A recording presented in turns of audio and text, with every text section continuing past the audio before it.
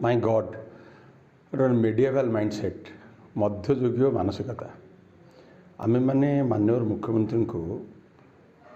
नवरंगपुरवासी जाई कही इरिगेशन विभिन्न समस्या सीएमओ एठिक आसी चीफ मिनिस्टर ऑफिस एठिक आसी समस्त लोकों को काम करने मु समस्त लोक डाकी ओडिशावासी काम द्वारपाल नुहे मु कृतदास बाबू राजी अच्छी आ विजु जनता दल मु मूलिया बाबू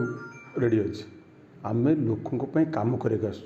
मध्ययुग मानसिकता नुहे लोकों का काम हवा दरकार मु लोक मान डाकती लोक मैंने मोर पदा ठिया कर क्यूरे पठाऊली लोक मैंने मोर ठिया होते मुझे बसबी मोर मो नेता कहते आम लोकों सेवक आम केवल कथार नुहे वी बिलीव दैट आम से भाया काम करूँ पंचायत इलेक्शन ने विपुल समर्थन ये मिलता